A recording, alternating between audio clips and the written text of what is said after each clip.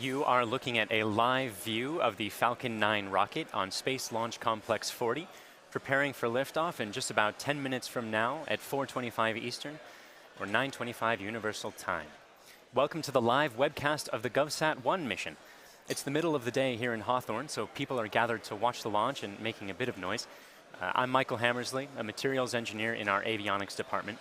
And today, SpaceX is making a second attempt at launching GovSat-1 into a geostationary transfer orbit from Space Launch Complex 40 at Cape Canaveral Air Force Station. We scrubbed yesterday's launch attempt in order to replace a sensor on the second stage. Today's launch window is about 2 hours long, and we have a backup launch window at the same time tomorrow, starting again at 4:25 Eastern or 9:25 Universal Time.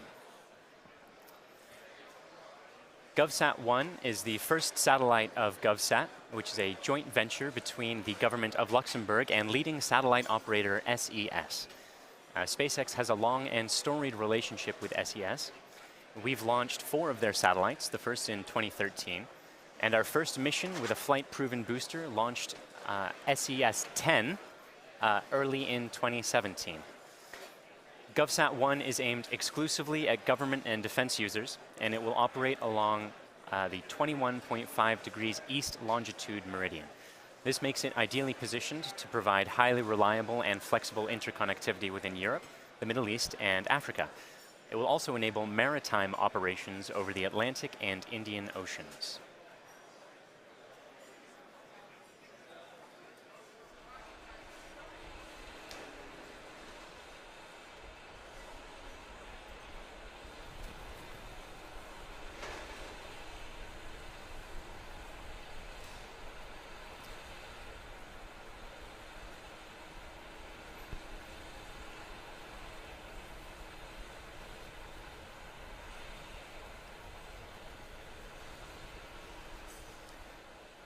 You can see the familiar markings from re-entry on this Falcon 9, which first flew for NROL 76 in May of last year, launching from Launch Complex 39A at Kennedy Space Center. SpaceX now has 3 operational launch sites: Launch Complex 39A at Kennedy, Space Launch Complex 4 at Vandenberg, and the pad of today's launch, Space Launch Complex 40 at Cape Canaveral Air Force Stations. More launch sites allows SpaceX to launch more frequently, which is a key step in achieving our goals of full and rapid reusability on our way to Mars.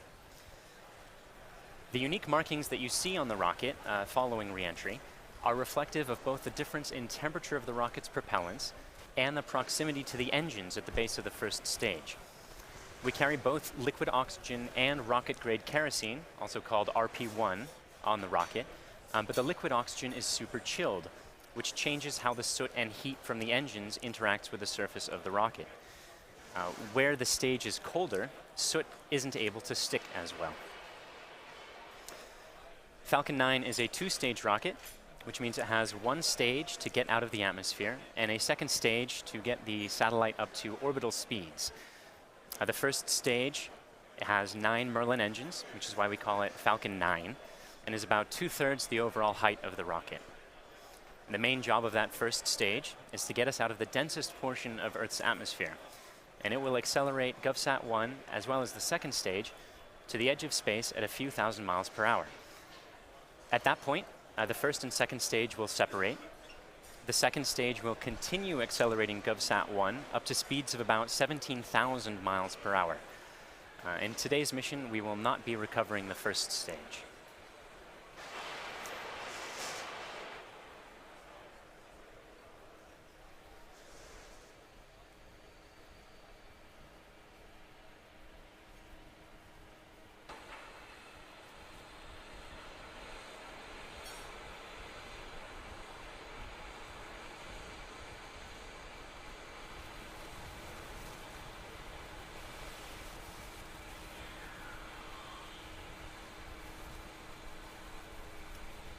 Let's check in on Falcon 9.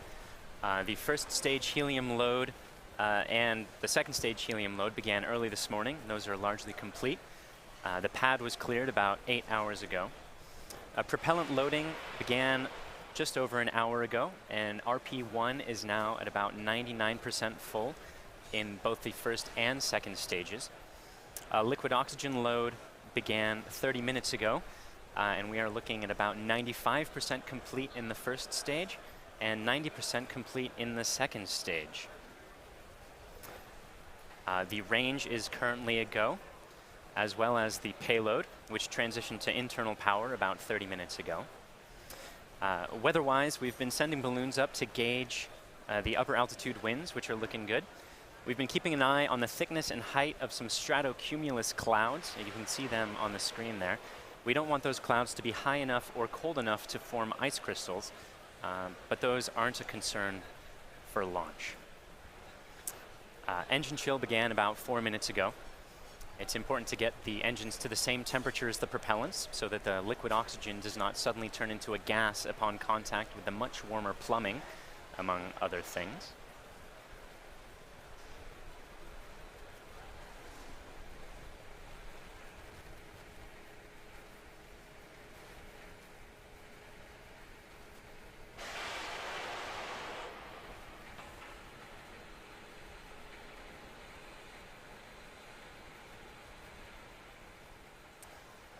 We've got several members of the GovSat-1 team in Florida to watch today's launch of GovSat-1.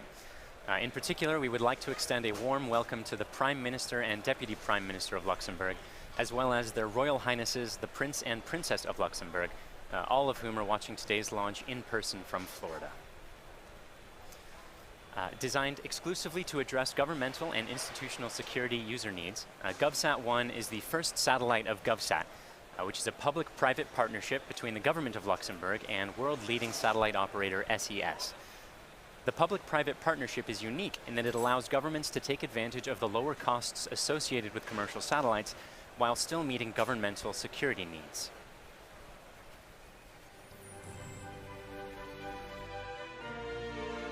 GovSat is a brand operated by LuxGovSat SA, a public-private joint venture company between the Luxembourg government and SES, the world-leading satellite operator. Our mission is to provide secure, reliable, and accessible governmental satellite communication services to address the demand resulting from defense and institutional security applications. GovSat-1 will be a multi-mission satellite, which will use X-band and military Ka-band transponders with wide beams, as well as with high-powered and fully steerable mission beams. As a geosatellite, GovSat-1 will provide superior, accurate, real-time information wherever it is required.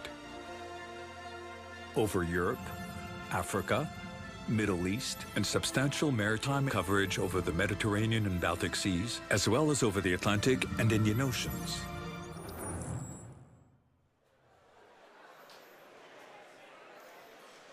We are coming up on T-minus 4 minutes before launch. We are tracking no issues at the moment.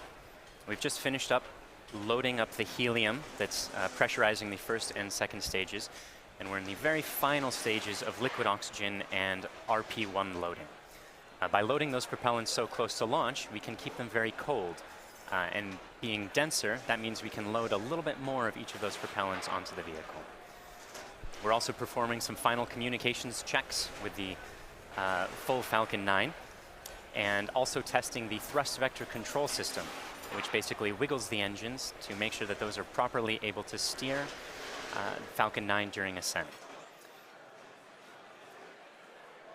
We are preparing for Falcon 9 to take full control of the rest of launch, and the spacecraft is still a go for launch.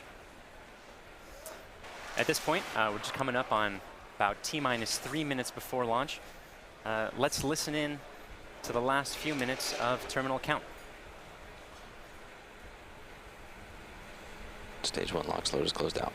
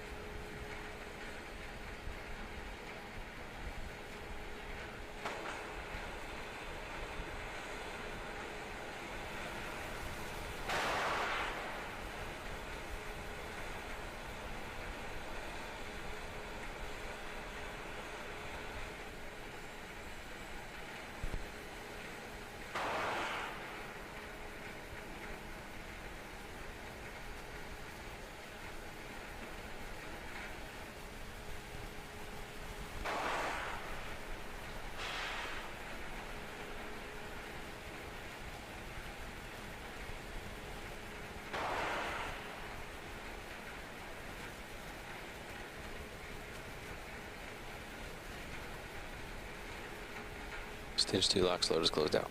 Yep.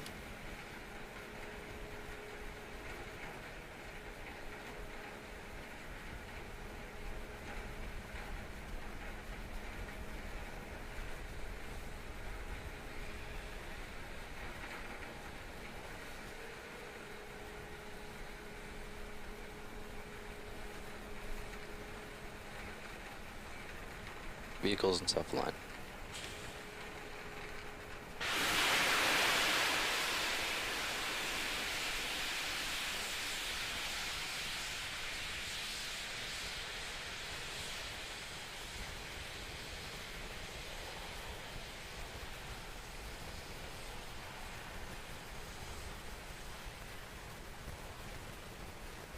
AFTS is ready for launch.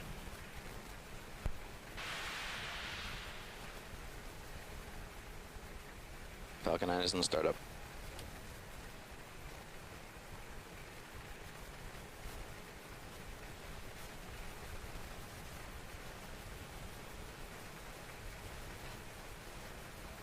Launch directors go for launch.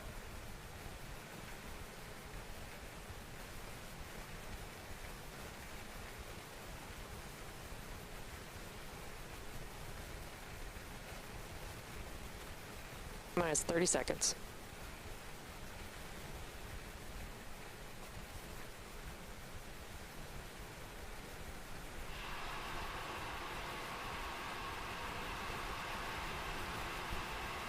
Minus 15 seconds. Stand by for terminal count.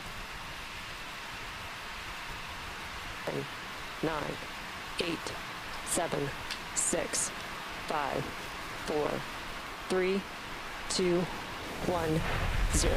Ignition. Liftoff.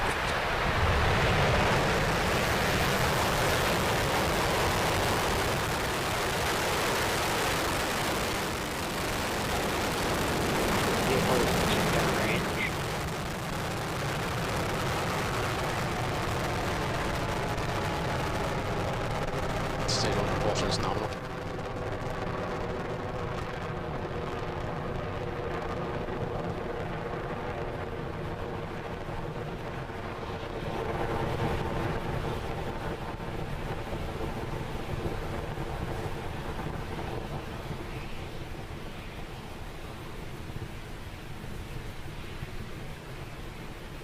Power and telemetry nominal. And there you saw a successful liftoff of the Falcon 9. Stage 1 propulsion all looking nominal. Beautiful clear shot of Falcon 9 ascending through the Florida sky there. About to go through supersonic. You may see a sonic boom with this sort of clear sky. Vehicle is supersonic. Coming up shortly, we're about to enter max Q. That's the point of maximum aerodynamic pressure when the rocket is pushing hardest against the atmosphere.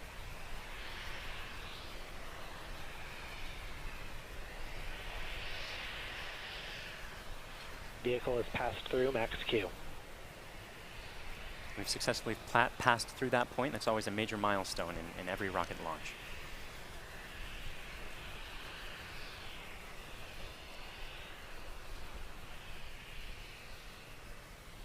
Impact engine chill. We've just begun chilling the second stage engine for the same reason that we chill the first stage engine, to make sure that it's ready to be at the right temperature, the same temperature as the propellant. Coming up about 30 seconds from now, we're going to have a few events in quick succession. The first stage engines are going to cut off. Recovery vessel has AOS. The two stages will separate, and the second stage will ignite.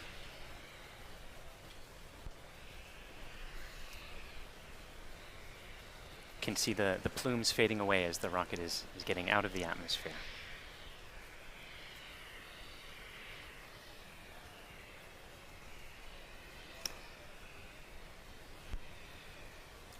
Trajectory is still looking good, and those three events, main engine cutoff, separation, and second stage ignition, happening right now. Maybe go. Stage separation has confirmed.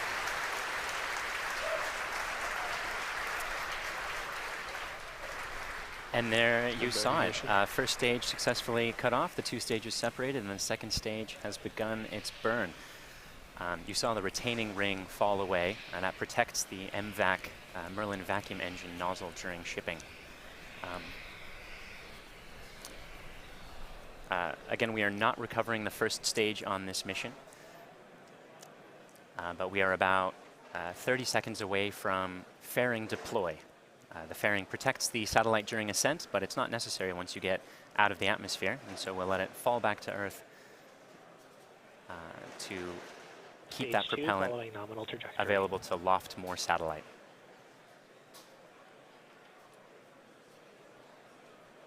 Fairing separation confirmed. And we've got confirmation of the fairings separating. You can see one of the fairing halves in the screen behind the second stage engine there.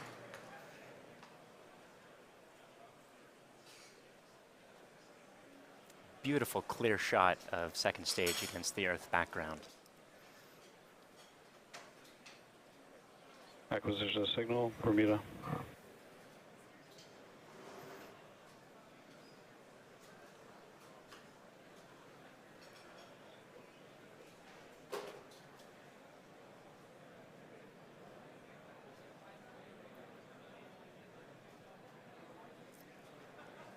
Trajectory for stage 2 is still nominal.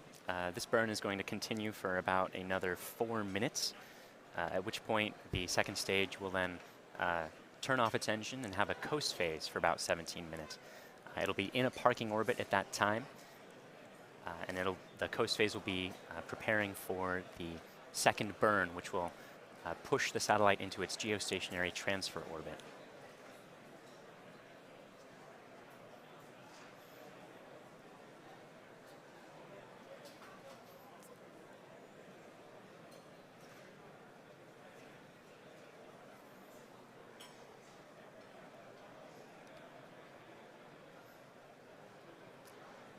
We're about T plus 5 minutes and 20 seconds at the moment. At about this time, the first stage would be on its way back to the drone ship. And it's weirder to consider that we're not actually recovering this one. SpaceX has landed, I think it's about 20 first stages at this point. And the goal is for each first stage to last tens of launches in the short term and hundreds or thousands of launches in the long term.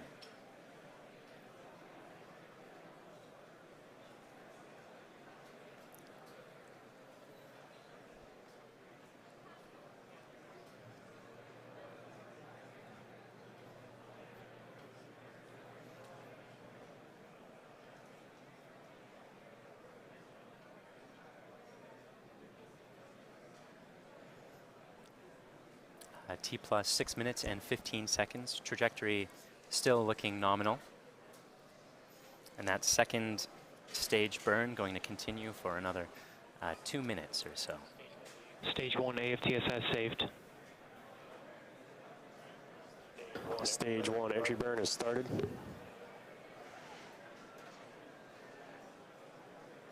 Stage 2 continuing along nominal trajectory.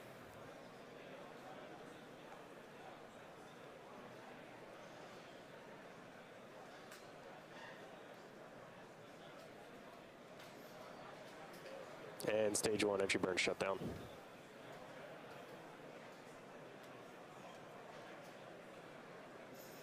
You just heard the call out that the stage 1 had its entry burn start and then shut down. While we are having a re-entry burn, we are not recovering the first stage.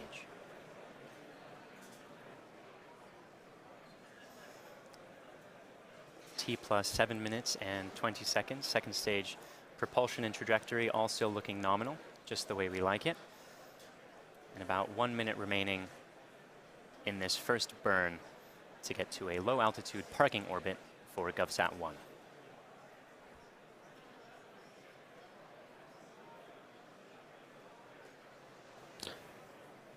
Stage 1 is transonic.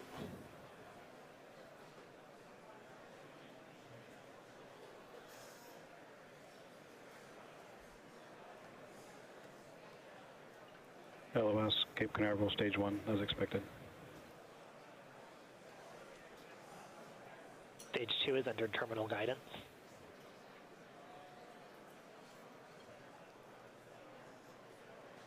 Stage 2, AFDS has saved. We're about 30 seconds away from the second engine cutoff event. You'll be able to see that on your screen.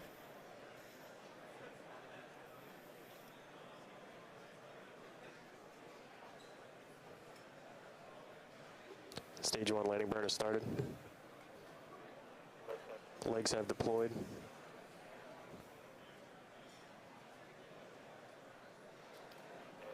And Stage 1 splashdown.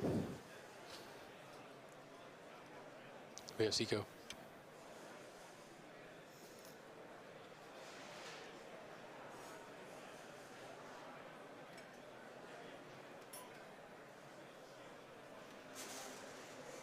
LOS Cape Canaveral, Stage 2, as expected.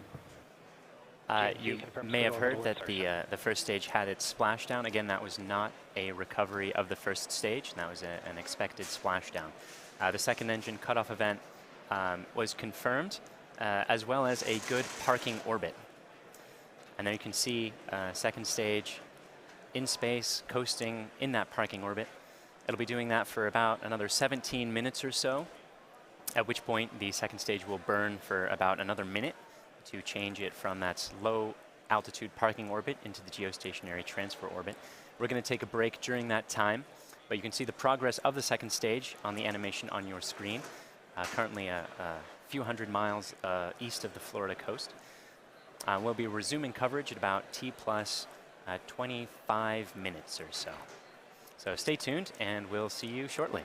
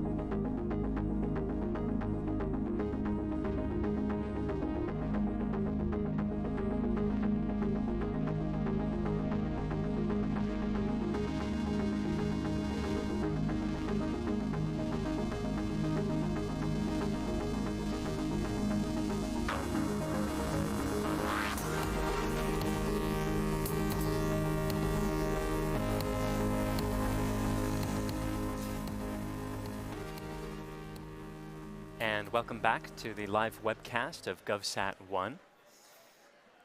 We are currently in the final stages of the coast phase of the second stage, and the final parts of that coast phase, I suppose. The liftoff of Falcon 9 occurred on time at 1:25 Pacific this afternoon, 4:25 Eastern. Successfully lifted second stage and the GovSat-1 into a parking orbit. And we're about to begin a second burn of the second stage that'll last about 1 minute to get it into a geostationary transfer orbit. Second stage is currently at 245 kilometers in altitude, and geostationary orbits are at 36,000 kilometers in altitude. So this burn is going to move GovSat into that higher space. That second stage burn is coming up just a few moments from now.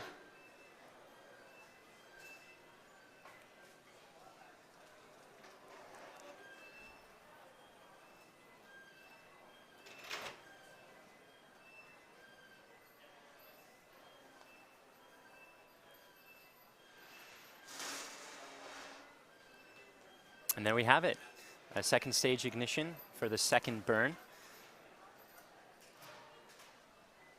And that will greatly increase the final altitude of the GovSat-1 in order for it to be able to move itself into the correct position at 36,000 kilometers.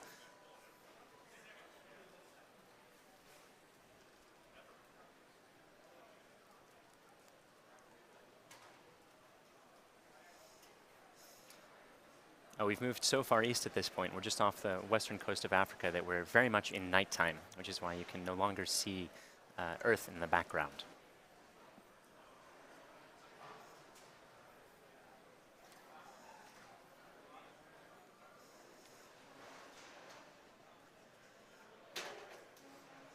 That second stage burn continuing for a few more seconds. And then we have shutdown. We'll take a few moments to confirm that we're in the correct geostationary transfer orbit, and then a few minutes to make sure that the satellite is healthy. GNC confirms good orbit insertion. And we just got confirmation that the geostationary transfer orbit is in fact good, which is just the way we like it. We're going to take a few minutes now to make sure the payload is healthy and prepare for that payload deploy, which is the final step of the mission for SpaceX.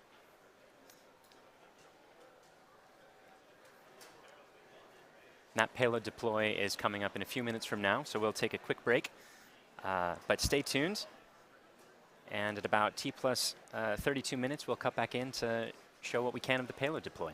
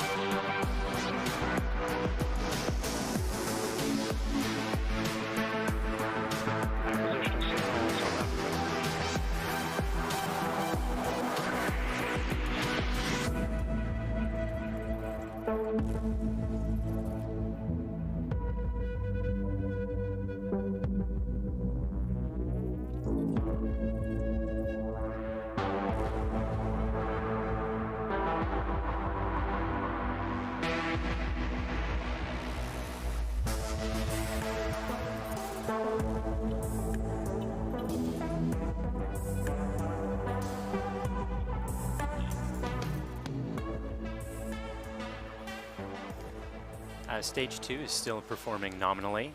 We've got an acquisition of signal from our station in South Africa. And the next major event and the last important one for the mission for SpaceX is the payload deploy step, when we release the satellite from the second stage and allow it to continue on its geostationary transfer orbit, at which point it will circularize its orbit at 36,000 kilometers at 21.5 degrees east. And that payload deploy is going to look just like a gentle push away from the second stage. And it looks like we'll be having good live video of that. That payload deploy event coming up in just about 10 seconds from now.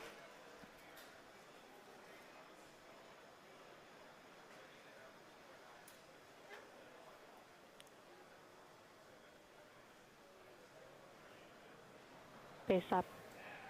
Spacecraft separation confirmed. And there we have it. Successful deploy of the payload, nice and smooth, and confirmed separation, just the way we like it.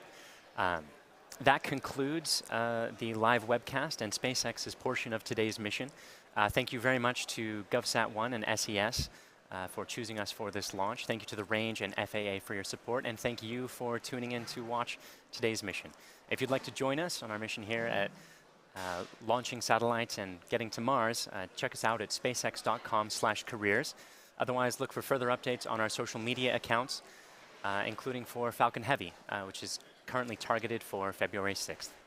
Thanks again for joining us.